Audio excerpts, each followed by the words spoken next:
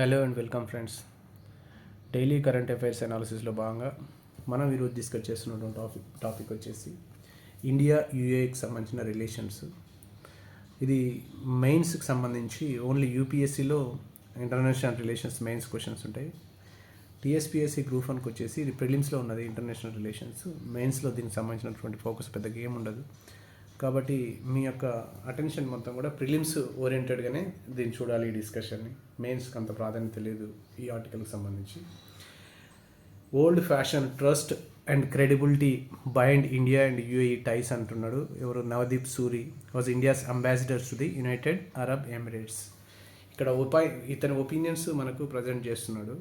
ఇవి అన్ని ఫ్యాక్ట్స్ ఉండాల్సినటువంటి అవసరం కూడా లేదు. కొన్ని ఫ్యాక్ట్స్ అయితే ఉంటాయి, మనం క్రాస్ వెరిఫై చేసుకోలేదు ఏవేవి ఫ్యాక్ట్స్. సరే, ఈ ఒపీనియన్ బేస్డ్ ఆర్టికల్ కాబట్టి right. The prime minister has arrived to Abu Dhabi on 13th February 2024 where he met his counterpart, the president of UAE, that is Sheikh Mohammed bin Zayed Al Nahyan. ఒక్కోసారి ఈ ప్రెసిడెంట్స్ల పేర్లు కూడా కన్ఫ్యూజింగ్గా ఉంటాయి. ఈ central ఏషియాకి సంబంధించి, west ఏషియాకి సంబంధించి, కాబట్టి మీరు ఈ పేరును కూడా గుర్తుపెట్టుకోవాలి. ప్రీవియస్లీ ఈ పేర్లు కూడా అడిగినటువంటి సందర్భాలు ఉన్నాయి. Sheikh Mohammed bin Zayed Al Nahyan. Who is అంటే ఈ is the president of United Arab Emirates.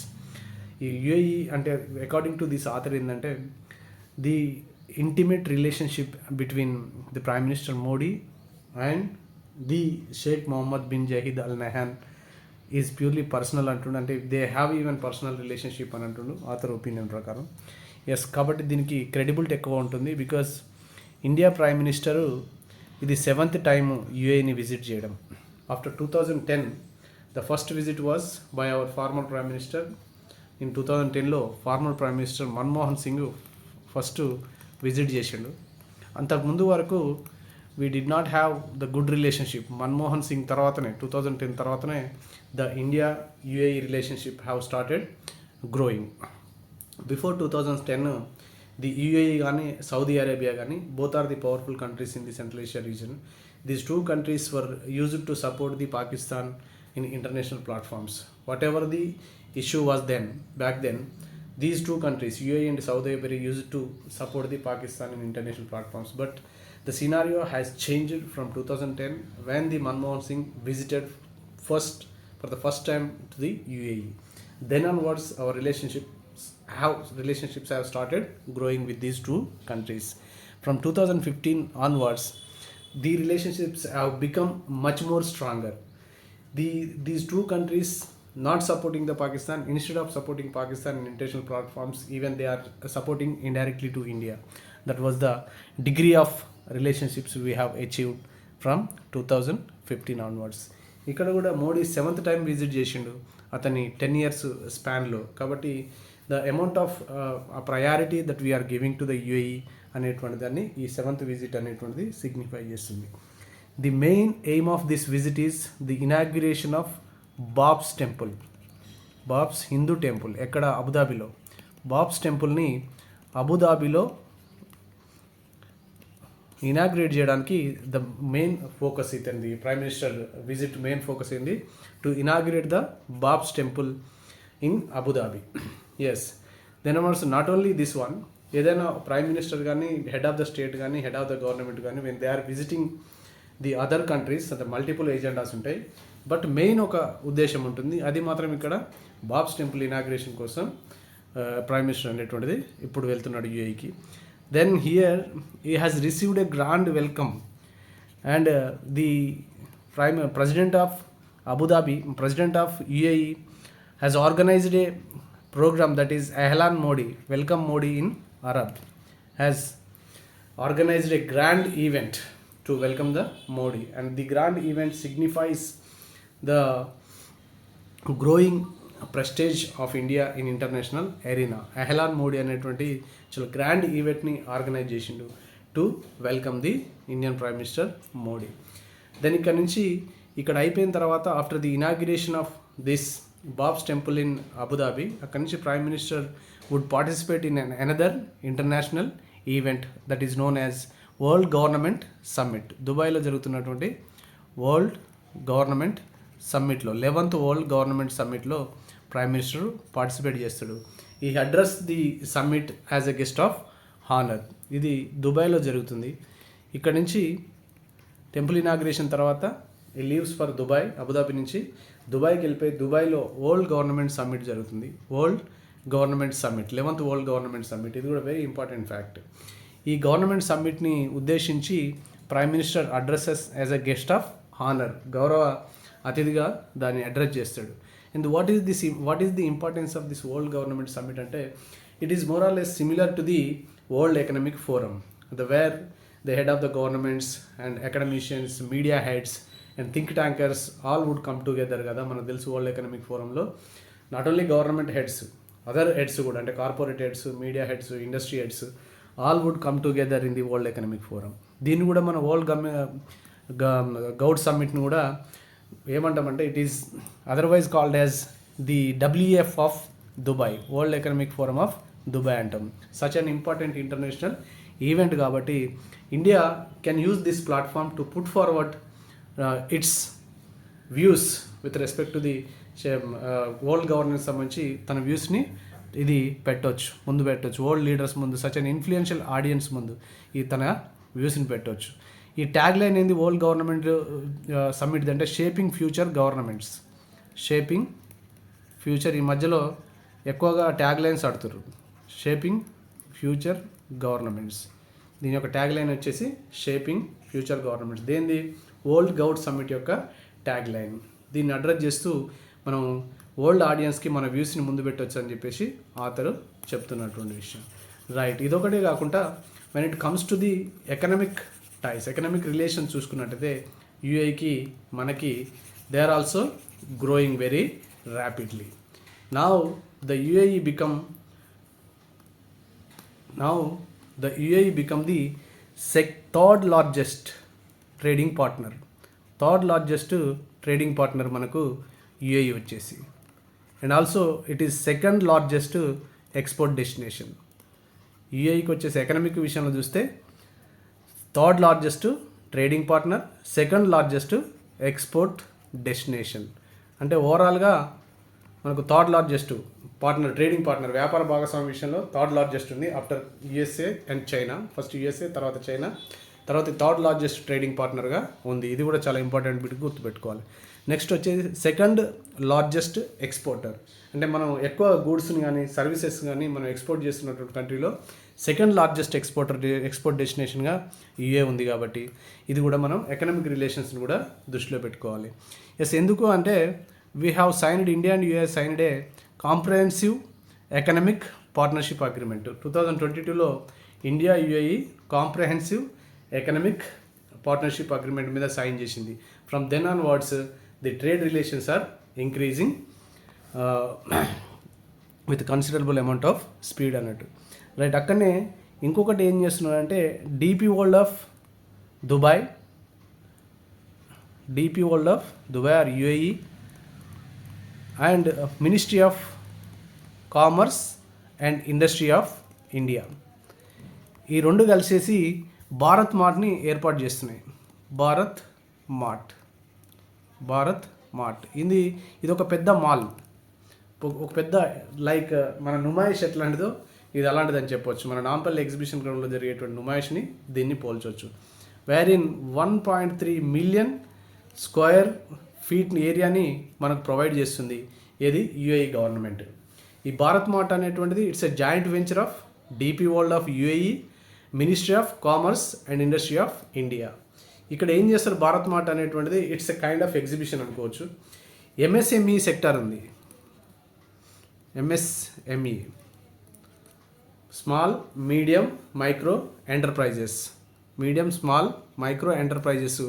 ఈ చిన్న తరహా పరిశ్రమలు మనకు తెలిసి, ఈ చిన్న తరహా పరిశ్రమల్లో ప్రొడ్యూస్ అయినటువంటి మ్యానుఫ్యాక్చర్డ్ గూడ్స్ లైక్ ఎలక్ట్రికల్స్ కానీ ఎలక్ట్రానిక్స్ కానీ, అపారెల్ కానీ, ఫర్నిచర్ కానీ, ఫార్మాస్యూటికల్స్ కానీ, కాస్మెటిక్స్ కానీ, ఇవన్నిటి కూడా ఎంఎస్ఈఎంఈ సెక్టార్లో ఇవి మ్యానుఫ్యాక్చర్ అవుతాయి.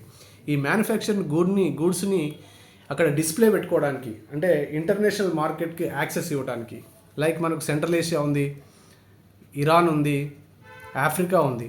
ఈ కంట్రీస్కి మనకు యాక్సెస్ లేదు, ఈ countries మార్కెట్స్కి.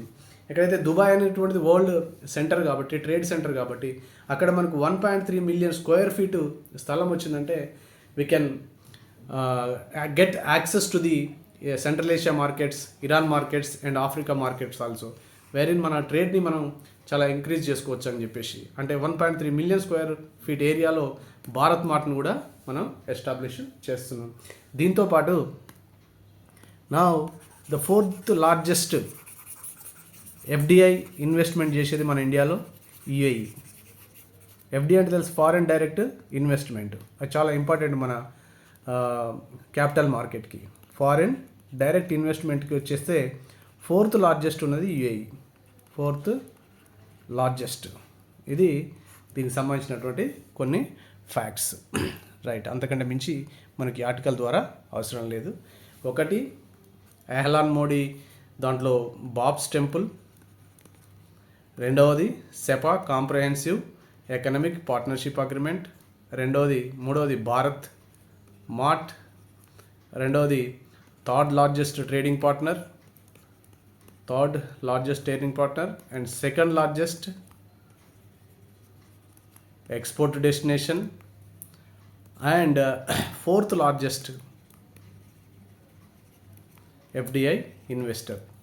And of course the name of this is Sheikh Mohammed bin Zayed Al Nahyan. ఈ కూడా గుర్తుపెట్టుకోవాల్సిన అవసరం ఉంది. ఫిగర్సే కాకుండా అదర్ రిలేటెడ్ ఇన్ఫర్మేషన్ కూడా గుర్తుపెట్టుకోవాలి.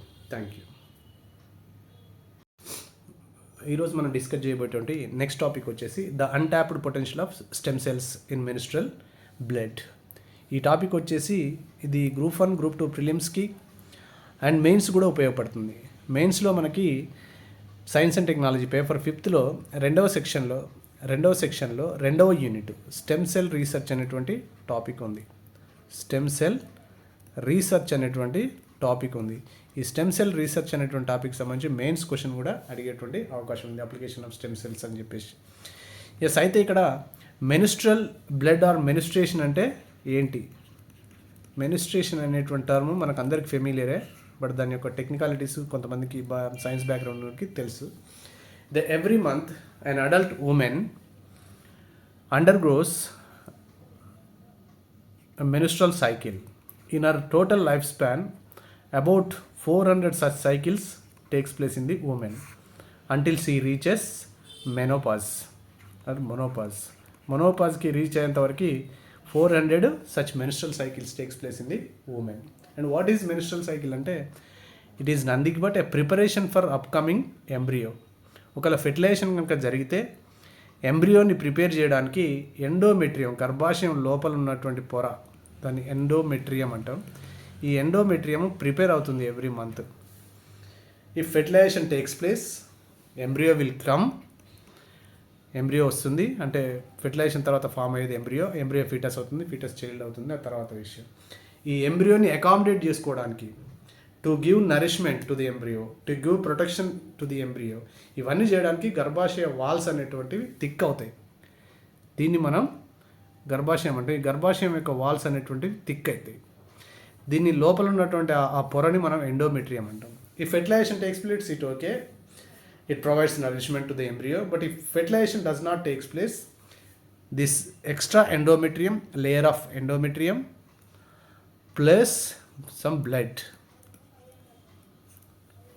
ఈజ్ సెంట్ అవుట్, బయటికి పంపించబడుతుంది. దాన్నే మనం ఏమంటాం అంటే మెన్స్ట్రల్ బ్లడ్ అంటాం. ఇది ఎవ్రీ 28 నుంచి 30 డేస్కి ఒకసారి జరిగేటువంటి సైకిల్. అలాంటి సైకిల్స్ ఒక 400 జరుగుతాయి ఉమెన్లో. ఎస్, ఓకే, ఇంతవరకు okay, it's a common thing, ఇదే మనకు తెలిసినటువంటి టాపికే. కానీ untapped potential of stem cells గురించి వచ్చింది ఇక్కడ మనం important. What are stem cells అంటే, stem cells are such kind of cells which can proliferate, divide into different kinds of cells. Regenerative cells అన్నమాట. రీజనరేటివ్ సెల్స్, స్టెమ్ సెల్స్ అనేటువంటి regenerative cells అన్నట్టు. అంటే that can modify into, that can produce fat cells, bone cells and fat cells, bone cells, skin cells, neurons. ఇలా ఏ సెల్గా అయినా మారేటువంటి సెల్స్ని మనం stem cells అంటాం. ఎలాంటి సెల్స్ అయినా సెల్స్గా అయినా మారే సెల్స్ని స్టెమ్ సెల్స్ అంటాం. వీటిని ఇంకో రకంగా ప్లూరిపోటెంట్ సెల్స్ అంటాం. ప్లూరిపోటెంట్ సెల్స్ అంటాం. ఇక్కడ మనకు స్టెమ్ సెల్స్ మనకు 2 రకాలుగా వస్తాయి. ఒకటి ఎంబ్రియో, రెండవది అడల్ట్. ఎంబ్రియో వచ్చినటువంటి సెల్సే స్టెమ్ సెల్స్. ఇవే ప్లూరిపోటెంట్ స్టెమ్ సెల్స్, అంటే ఏ సెల్గా అయినా మారగలుగుతాయి. కానీ అడల్ట్లో కూడా మనం స్టెమ్ సెల్స్ ఉంటాయి. అడల్ట్ నుంచి కూడా మనం స్టెమ్ సెల్స్ని we can obtain stem cells from adults also, but it is difficult to obtain the stem cells. మళ్ళీ అడల్ట్లో వచ్చినటువంటి స్టెమ్ సెల్స్ అవి ఏ సెల్గా అయినా మారేటువంటి కెపాసిటీ ఉండదు. కొన్ని సెల్స్గా మారేటువంటి కెపాసిటీ మాత్రమే ఉంటుంది అడల్ట్ నుంచి వచ్చినటువంటి స్టెమ్ సెల్స్కి. అవి మల్టీపోటెంట్ అంటాం. అడల్ట్ నుంచి వచ్చినటువంటి స్టెమ్ సెల్స్ని మల్టీపోటెంట్ సెల్స్ అంటాం. ఇవి కూడా స్టెమ్ సెల్సే, కానీ ప్లూరిపోటెంట్తో పోలిస్తే ఇవి కొంచెం తక్కువ టైప్ ఆఫ్ సెల్స్లోకి మారుతాయి. ఇక్కడ మెన్స్ట్రల్ బ్లడ్ నుంచి వచ్చినటువంటి సెల్స్ హార్ట్ సెల్స్గా, స్మూత్ మజిల్ సెల్స్గా అండ్ బోన్ సెల్స్గా కూడా ట్రాన్స్ఫార్మ్ అవుతాయి అని చెప్పేసి ఇక్కడ పబ్లిష్ అయినటువంటి ఆర్టికల్లో చెప్పబడింది. అవునా, ఈ స్టెమ్ సెల్స్ని యూజ్ చేసుకొని we can repair the damaged heart, we can repair the smooth muscle cells and we also can repair the bone cells అని చెప్పేసి ఇది చెప్తున్నది. ఈవెన్ డయాబెటీస్కి సంబంధించినటువంటి దాన్ని కూడా క్యూర్ చేయొచ్చు అని మనకు చెప్తున్నట్టు. డయాబెటీస్ని కూడా క్యూర్ చేయొచ్చు. నెక్స్ట్ అదర్ ఎండోమెట్రియాసిస్ అనేటువంటి ఒక ఎయిల్మెంట్ ఉంటుంది, ఒక డిసీజ్ ఉంటుంది, దాన్ని కూడా క్యూర్ చేయొచ్చు. టెక్నికల్స్ ఎండోమెట్రియాసిస్ అనేటువంటి జబ్బు, ఇది సర్విక్స్ గర్భాశయం రిలేటెడ్ జబ్బు, దీన్ని కూడా క్యూర్ చేయొచ్చు ఈ రీసెర్చ్ తోటి అని చెప్పేసి డిస్కస్ చేయడం జరిగింది. సార్ ఇక్కడ మనం ఫోకస్ చేయాల్సింది ఏంటంటే మెన్స్ట్రల్ బ్లడ్లో కూడా స్టెమ్ సెల్స్ ఉంటాయని చెప్పేసి డిస్కవర్ చేయడం జరిగింది ఒక సైంటిస్టు. అవి స్టెమ్ సెల్స్ అంటే మనం ఎంబ్రియో నుంచి తీసుకోవచ్చు, అడల్ట్ నుంచి తీసుకోవచ్చు. అడల్ట్ నుంచి తీసుకునేది కాంప్లికేట్ ఉంటుంది. అడల్ట్స్ వేరే బాడీ పార్ట్స్లో మనకు స్టెమ్ సెల్స్ ఉంటాయని మనకు తెలిసింది ఇప్పటివరకు, కానీ మెన్స్ట్రల్ బ్లడ్లో కూడా స్టెమ్ సెల్స్ ఉంటాయని కనుక్కోవడం అనేటువంటిది జరిగింది. ఎంబ్రియాలో ఉండేటువంటి స్టెమ్ సెల్స్ ప్లూరిపోటెంట్, అంటే అవి ఏ సెల్స్గా అయినా ట్రాన్స్ఫార్మ్ చెందుతాయి, ఏ సెల్స్ని అయినా ప్రొడ్యూస్ చేస్తాయి. ఇవే మల్టీపోటెంట్, కొన్ని రకాల సెల్స్గా like heart cells, smooth muscle cells, bone సెల్స్గా మారుతాయి.